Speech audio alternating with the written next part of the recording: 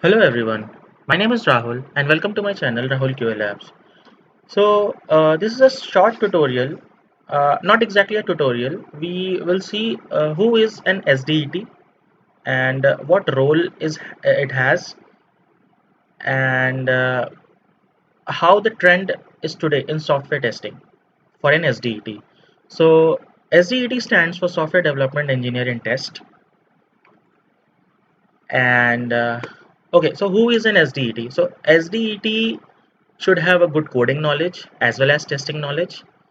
It is a medium role that you can say it's a role between a developer and a tester. So SDETs should have knowledge of a language. It can be a Java or C Sharp. Uh, he should have a coding language experience as well as he or she should know how the testing is done, what are the testing principles, and the testing concepts. So this term has been invented by Microsoft, and this role mainly focuses on the automation for increased efficiency and reliability for testing applications. So in short, I can say that quality plus development are the main points to focus for an SDET role. So in today's market, if you go out and you want to give an interview, so mostly in testing space, people are asking you to have a knowledge in development, that is coding, as well as in testing. So those are called SDETs, and the job description for an SDET is a long one. Say for example, he or she should have a particular knowledge in any of the languages, say Java, C Sharp, Python, etc. Then he or she should have a good testing concepts knowledge.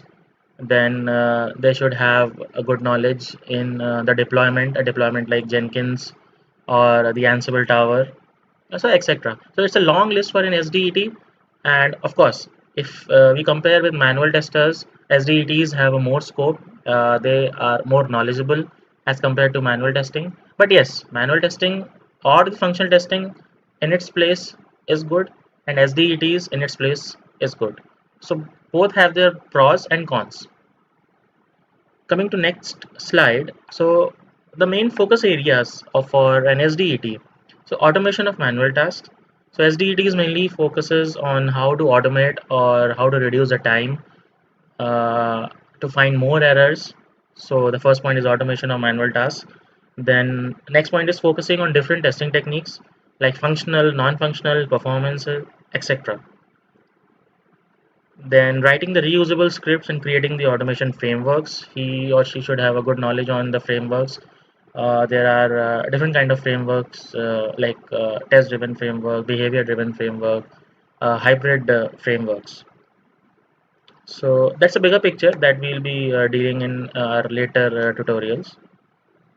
Next point is understanding the customer perspective and strategizing the maximum scenarios for automation, and of course able to provide feedback on code reviews. So these are some basic points that a software development and engineering test should possess. And of course, if I talk about uh, the scope wise, so SDETs have more scope in the coming future, and most of the manual testing jobs will be replaced by SDETs. And of course, so SDETs, if I talk about the salaries structures for SDETs, so SDETs are offered higher salary, like 30 to 40% more as compared to functional or manual testing. And we can say that SDET's salary is almost comparable to the salary of a developer. So the link I have given, that is a Glassdoor link, you can visit this link and you can have a look at the SDET salaries. So I'll post this link in the description of the video. Okay, so this is a small discussion for SDETs, what role it has, and what scope we have in the coming future.